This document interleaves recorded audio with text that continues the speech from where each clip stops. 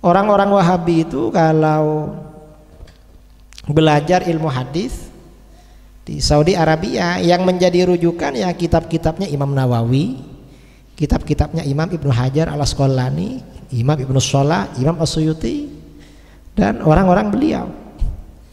Ini yang mengarang oleh mereka disesat-sesatkan, disyirik-syirikan, tapi kitabnya mereka pelajari.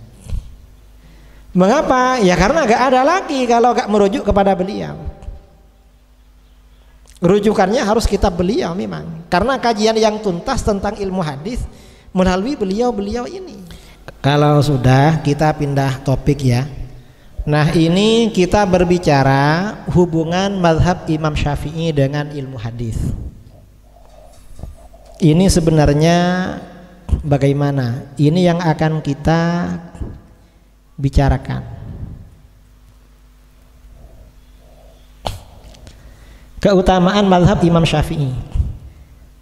Di dalam kitab Al-Insaf fi Bayani Asbabil Ikhtilaf, karangan Syah Waliullah Ahmad bin Abdurrahim Ad-Dahlawi, beliau dikatakan Imam Syah Waliullah Ad-Dahlawi Al-Hanafi, seorang ahli hadis dan pakar fikih berkebangsaan India, memberikan kesaksian tentang keistimewaan mazhab Syafi'i dibandingkan dengan mazhab-mazhab yang lain ditinjau dari 3 hal.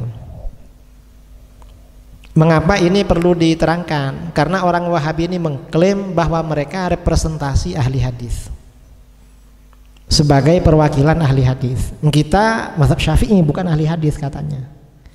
Ini sebenarnya bagaimana? Satu, mengapa mazhab Syafi'i itu istimewa? Satu, ditinjau dari aspek sumber daya manusia SDM. Mazhab Syafi'i adalah mazhab terkaya, memiliki mujtahid mutlak dan mujtahid mazhab. Mazhab Syafi'i. Mengapa? Karena para imam mujtahid setelah Imam Syafi'i itu rata-rata murid beliau, takharruj dari beliau. Seperti Imam Ahmad, Dawud Az-Zahiri, kemudian Abu Thawr, kemudian Ibnu Jarir At-Tabari, itu murid-murid beliau. Ini mazhab paling kaya. Kemudian yang kedua, mazhab yang paling banyak memiliki pakar usul fikih, teologi, tafsir dan syarih, komentator hadis. Syarah-syarah hadis itu yang paling banyak menulis ulama Syafi'iyah. Ahli usul fikih, ahli akidah itu rata-rata ulama Syafi'iyah. Ini yang keistimewaan yang kedua. Kemudian ditinjau dari segi materi keilmuan, madhah ilmiah, mazhab Syafi'i adalah mazhab yang paling kokoh dari segi sanad dan periwayatan, paling kuat. Riwayatnya kepada Imam Syafi'i paling kuat. Mengapa? Karena karangan Imam Syafi'i sampai sekarang masih ada dalam bidang fikih. Kalau Imam Ahmad di dalam fikih tidak punya kitab, hanya diriwayatkan oleh murid-muridnya. Imam Maliki yang ada kitab Muwatta, kalau fikihnya riwayat juga. Imam Hanafi juga begitu. Jadi paling kuat dari segi periwayatan mazhab itu mazhab Syafi'i. Kemudian paling kuat dalam autentisifikasi teks-teks perkataan imamnya. Dalam meneliti sahih tidaknya perkataan Imam Syafi'i itu mazhab Syafi'i paling kuat. Sanadnya ketemu. Ketiga, paling bagus dalam membedakan antara perkataan Imam Syafi'i, aqwal imam, dengan pandangan murid-muridnya, wujuhul ashab. Jadi mazhab Syafi'i. Kemudian paling kreatif dalam menghukumi kuat dan tidaknya sebagian pendapat dengan pendapat yang lain dalam mazhab. Coba baca kitab Majmu', kitab Rawdatut Talibin, atau yang lebih kecil Minhajut Talibin, atau kitab-kitab sebelumnya. Berbagai pendapat di dalam mazhab Syafi'i ditarjih oleh para ulama.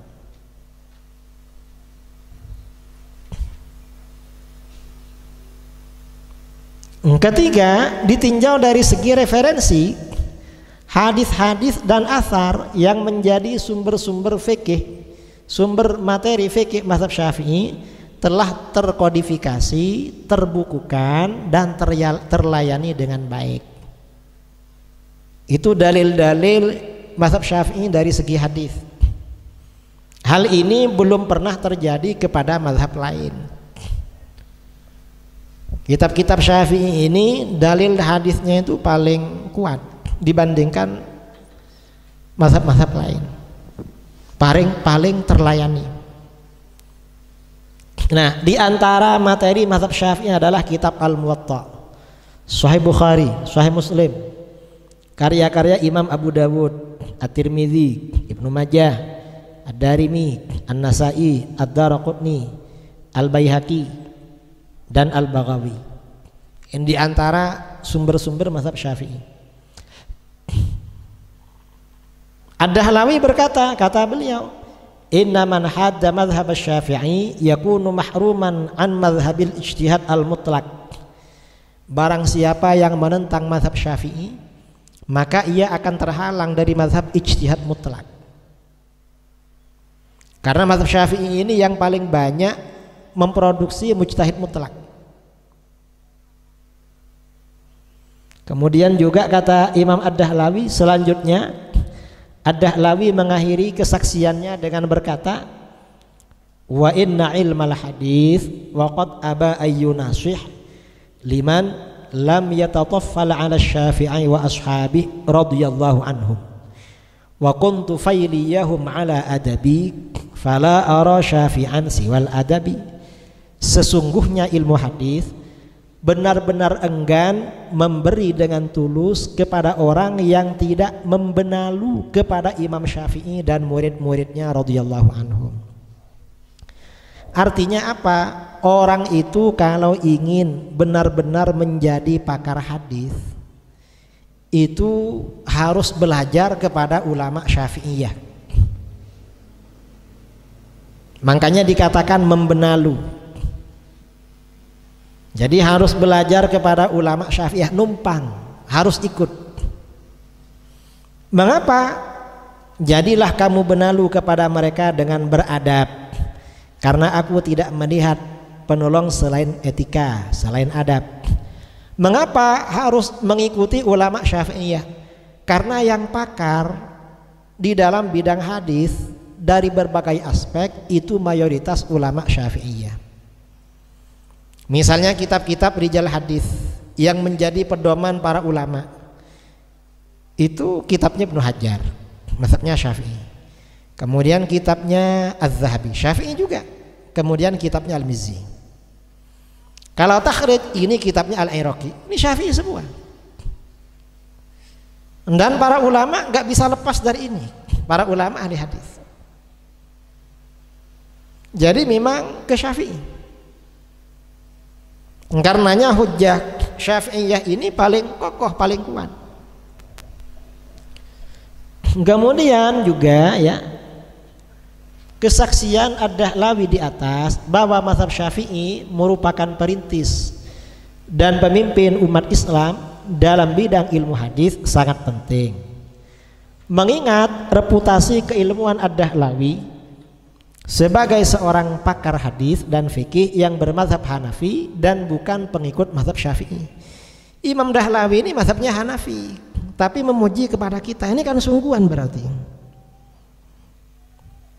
Kalau ulama Syafi'iyah yang memuji ya mungkin karena keluarganya sendiri, ini orang lain yang memuji. Ini luar biasa.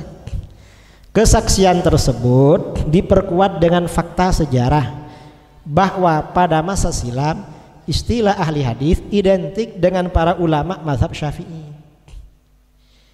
Dalam kitab Al-Jawahir wad Durar fi tarjamati Syekhul Islam Ibnu Hajar, karangan Imam Al-Hafidz Syamsuddin Muhammad bin Abdurrahman bin Muhammad As-Sakhawi.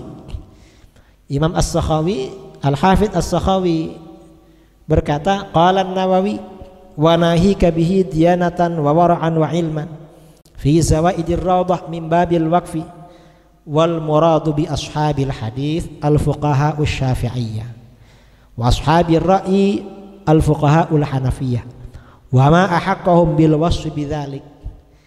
Imam Nawawi berkata betapa hebatnya beliau dalam segi keagamaan, kewaraan dan keilmuan.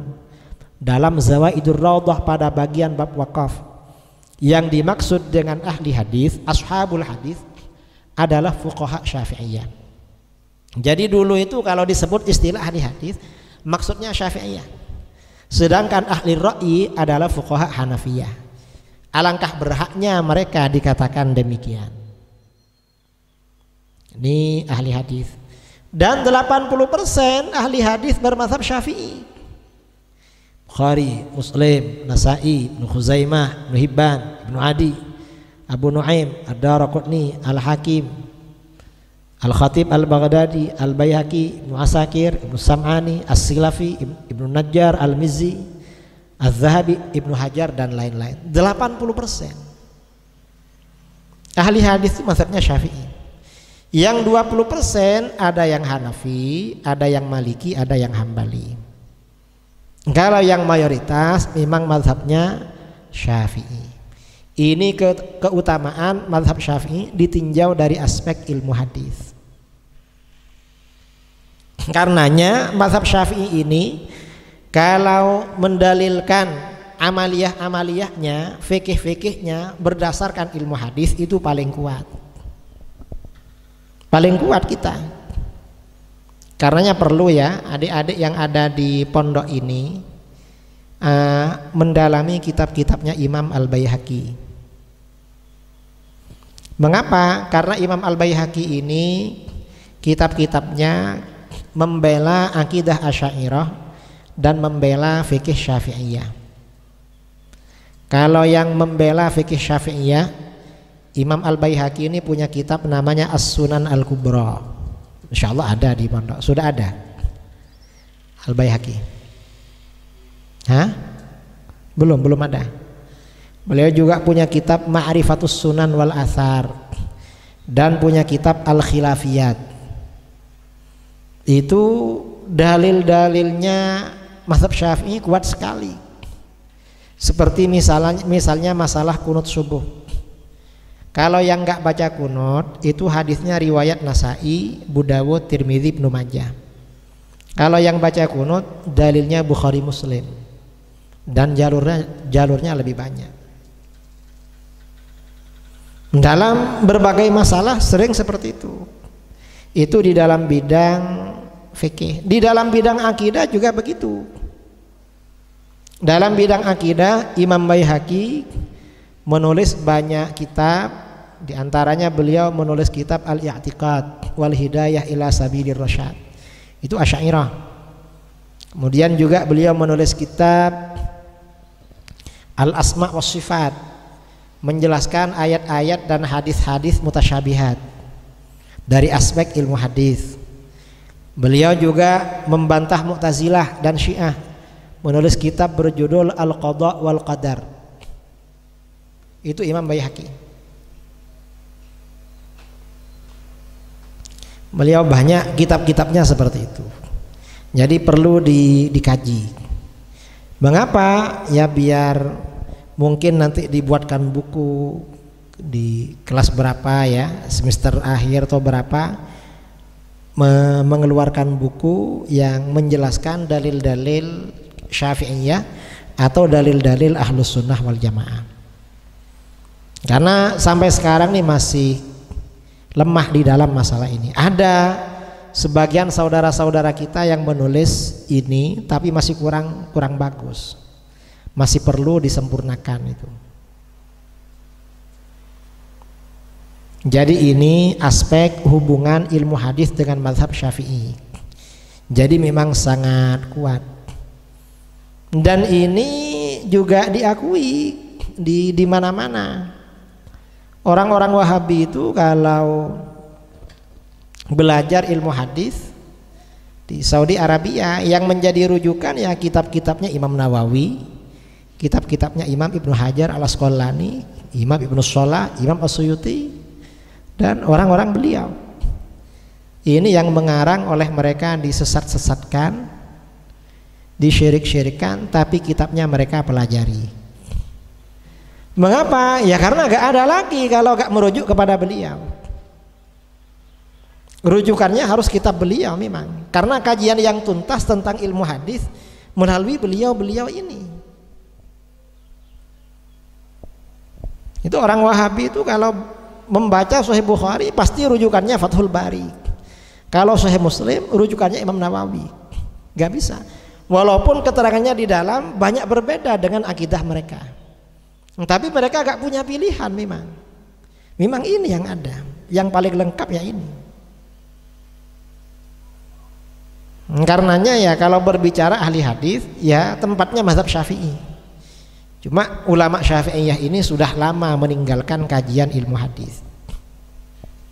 Ya kalau ahli hadis dalam aspek misalnya musnid, menyampaikan sanad-sanad, itu masih banyak sampai sekarang berkesinambungan. Tapi kalau ahli hadis yang seperti ulama-ulama dulu seperti Imam Suyuti, Ibnu Hajar, Al-Iraqi dan sebelum-sebelumnya sejak abad ke-10 Hijriah itu memang merosot. Memang mengalami kemunduran memang. Yang kita ini ya gak bisa kalau seperti mereka, gak bisa, gak mampu kita. Mengapa gak mampu? Ya sekarang nih gak ada orang menghafalkan hadis, gak ada. Orang belajar kayak ulama dulu gak ada. Kita ini hanya mencoba sedikit-sedikit lah.